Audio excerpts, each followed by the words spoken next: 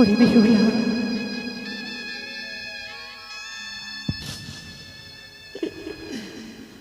আজ তুই আমাকে ছেড়ে চলে গেছিস মা। আজ শুধু আমি তোর আশার পথ চেয়ে রয়েছি। আমি জানি না তুই কবে ফিরে আসবি, কবে ফিরে এসে আমায় মা মা বলে জড়িয়ে ধরে আমার এই দাবি তৈরি হৃদয়কে তুই শীতল করবি মা। তাই তো সর্বদা শুধু আমি তোর পথে চেয়ে বসে থাকি, কবে আসবি মা, কবে ফিরে আসবি, কবে ফিরে আসবি রে। তোকে ছাড়াছি আমার আর কিছুই ভালো লাগে না মা, তোকে ছাড়া ছাড়া কিছুই ভালো লাগে না। কে বুঝবে, কে বুঝবে আমার যন্ত্রণা, কে বুঝবে আমার মায়া। যে সন্তান হারিয়েছে সেই শুধু বুঝে সন্তানরা হারানোর কি যন্ত্রণা। আজ যে তুই আমাকে ছেড়ে অনেক দূরে চলে গেছিস মা, তাই শুধু তোর পথ চেয়ে বসে রয়েছি। জানি না কবে ফিরে আসবি, কবে ফিরে আসবি, কবে ফিরে আসবি।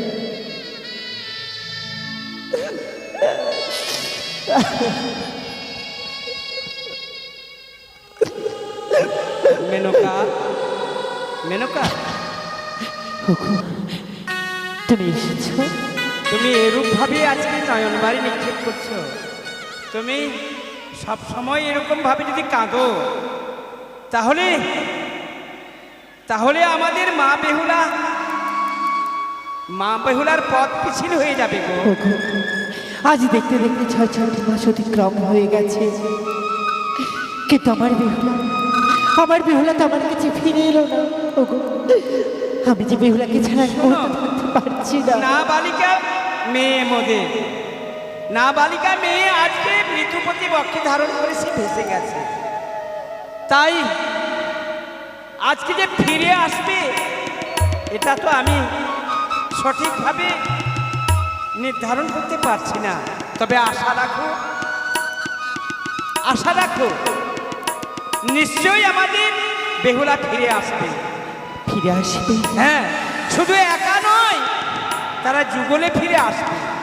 তাই তো সেই আশায় আমি পথে বসে রয়েছি। শোনো, রয়েছি নয়ন বাড়ি নিক্ষেপ করতে গেলে শুধু নয়ন বাড়ি নিক্ষেপ করতে গেলে নয়, ঠাকুরের কাছে কামনা প্রার্থনা করো, সেই গোবিন্দের কাছে প্রার্থনা করো। নিশ্চয় নিশ্চয় মা বেহুলা আমাদের সে ফিরে আসে। তাই আমরা একটু গোবিন্দের মন্দিরের দিকেই আমরা এগিয়ে যাব। চলো, সেখানে গিয়ে আমরা প্রার্থনা করব, প্রার্থনা করে আমরা ফিরে আসবো আমাদের মা বেহুলার জন্য। আমাদের পরিবারে তো সবাই ভালো আছে। আমার 6টি ছেলে, তার মধ্যে 4টি ছেলে রয়েছে বিদেশে এবং 2টি ছেলে রয়েছে ঘরে। তাই এই 6টি ছেলে এবং 6টি বৌমা তারা তো সবাই আমার ভালো আছে। তাই একটি মেয়ের জন্যই আমরা চিন্তিত। বেশ, চলো আজ কিছু। কই গো মা, ও বাবা, কেউ বাড়িতে আছেন? কে যেন করুণ স্বরে আমাদের দ্বারে দাঁড়িয়ে দাঁড়িয়ে মা বাবা বলে ডাক ছাড়ছে। সত্য, আজ যেন কে যেন মা মা বলে ডাকছে। তুমি কিছুক্ষণ অপেক্ষা করো, আমি গিয়ে দেখি কে এসেছে আমাদের গৃহে। কে গো তোমরা? আমরা হচ্ছে যোগিনী। যোগিনী? হ্যাঁ। তবে আমাদের দ্বারে কেন বাবা? কেন এসেছি জানো মা? সকলের দ্বারে গেলাম, সকলেই যে যা পারলো ভিক্ষে দিল, কিন্তু অন্য ভিক্ষা কেউ এখনো দিতে পারলো না। দেখলাম একখানা প্রসাদ, তাই ভাবলাম এই প্রাসাদে যদি অন্য ভিক্ষে পাওয়া যায়। আহারি, তোমরা সারা সারা রাজ্য ঘুরে ঘুরে কোথাও অন্য ভিক্ষে পাওনি, তাই তো? না মা, কিছুক্ষণ অপেক্ষা করো বাবা, আমি দেব, আমি তোমাদের অন্য ভিক্ষে দেব। তোমরা কিছুটা সময় অপেক্ষা করো, আমি এক্ষুনি যাব আর আসবো। তাই হবে। মেনকা, তুমি বলো। কি যেন একা একা বলছিলে, আমি ওগো, শুনতে পেলাম। জানো আজ আমাদের দ্বারে এক যোগযোগিনী এসেছে। যোগযোগিনী? তারা যে সারা কি রাজ্য, চাইছে তারা, কি চাইছে? তারা ভিক্ষে করে প্রত্যেকের দাঁড়িয়ে দাঁড়িয়ে ভিক্ষে করেছে, কিন্তু তারা ভিক্ষে করে যে অন্য ভিক্ষে পায়নি, তাই তো তারা আমার কাছে এসেছে অন্য ভিক্ষে নেবার জন্য। আমি তাদের অন্য ভিক্ষে দেব, আমি তাদের অন্য ভিক্ষা দেব গো। বেশ, তাই করো তুমি। কিছু অন্ন তাদেরকে দান করো। অন্ন দান করতে গেলে নিশ্চয়ই তাদের মনের আশা পূর্ণ হবে, বেশ। কারণ ক্ষুধা নিবারণ হতে গেলে আমাদের পূর্ণ হবে। যাও বেশ, যাও। আমি তাদের অন্য ভিক্ষা দেব। বাবা, দিন মা। এই যে আমি তোমাদের জন্য অন্ন ভিক্ষা নিয়ে এসেছি, তোমরা গ্রহণ করো।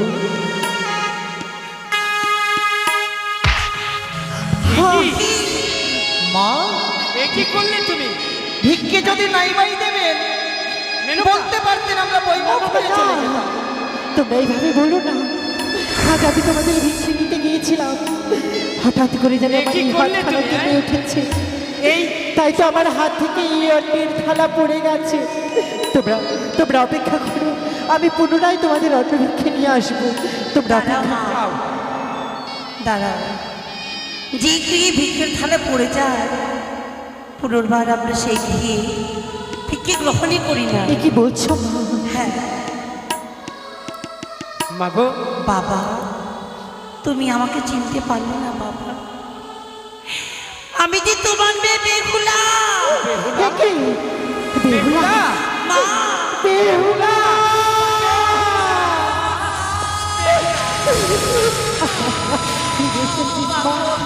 ফিরে এসেছিস মা, আমি জানতাম। আমি ফিরে এসেছি মা। লক্ষ্মীন্দর, ফিরে এসেছি। এসো বাবা, এসো এসো। আজকে তোমরা এরূপ ভাবে যোগযুগিনীর বেশ ধারণ করে কেন এসেছো বলো দেখি, কেন এসেছো? শুধু অভিশাপের কারণে। অভিশাপ? বেহুলা বেন, তুমি হ্যাঁ, মা। প্রকাশ করে বলো। তুমি কি পাঠিয়েছিলে দাদাদেরকে? আমি আসিনি বলে দাদারা আমায় অভিমানী করে অভিশাপে করেছিল মা। এ কি বলছিস? আমি যদি ফিরে আসি তোমারই ঘরে, যেন যোগী যোগিনী রূপে আসি। এ কি বলছিস? তাই তো অভিশাপ পালন করার জন্য আছি যোগ যোগিনী সেজেছি বাবা। ওরে বেহুলা, আজকে যোগযুগিনীর বেশে তোমরা ফিরে এসেছো। তোমার দাদারা তোমাকে অভিশাপ করেছিল, তাই তো তাদের অভিশাপ ফলেছে বলেই তুমি তোমার স্বামীকে ফিরিয়ে পেয়েছো। হ্যাঁ বাবা, হ্যাঁ। কিন্তু তাতে আমার দুঃখ নেই বাবা গো। আমি যে আমার স্বামীকে ফিরে পেয়েছি, মেনকা, এতে আর- শান্তি। আর দেরি নয়, তুমি তাদেরকে নিয়ে চলো রাজপ্রাসাদে। এসো বাবা, দাঁড়ান বাবা। বেহুলা, চল মা, ভেতরে চল মা। মা, আমরা প্রাসাদে যেতে পারবো না। এ কি বলছো মা? খুব তোমরা শীঘ্রই ফিরে যেতে হবে আমাদের চম্পলার প্রাসাদে। যাবে তো যাবে, একটু অন্ন গ্রহণ করে নাও, তারপরে যাবে। না বাবা গো, আমরা যে অন্ন গ্রহণ করতে পারবো না। এ কি বলছো? হ্যাঁ মা, হ্যাঁ বাবা, আজ অন্ন গ্রহণ করতে পারবে না? তাই তো তোমরা আমাদেরকে বিদায় করে দাও। না না মা, না, ওই বেহুলা। বিদায়ের কথা বলিস না মা। ও একদিন মা, মেনকা, ওগো, দেখছো, একদিন আমরা বিদায় করতে পারছিলাম না, আজকে কিন্তু তারা নিজ ইচ্ছাতে আমাদের কাছে বিদায় চাইছে।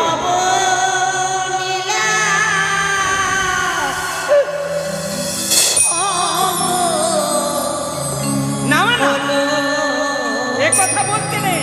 ভবনীলা নয়, ভবনীলা সম্ভব।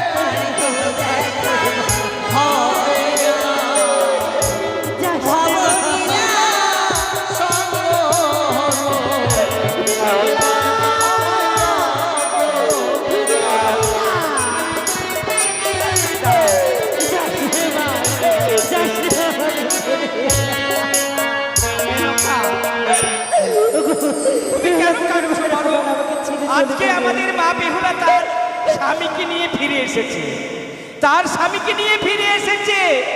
যেমন আমরা আমাদের মা বেহুলার জন্য কাঁদছি, ঠিক তেমনি আমাদের বৈবাহিক মহাশয়, বিয়ান মহাশয়া, তারাও তাদের পুত্রের জন্য কাঁদছে।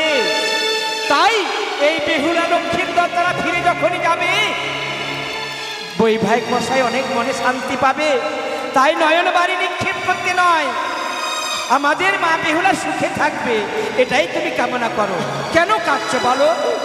আজকে তোমার এই অশ্রুধারা, এই অশ্রুধারা তোমার এই মায়ার কামনায় নিক্ষেপ হচ্ছে।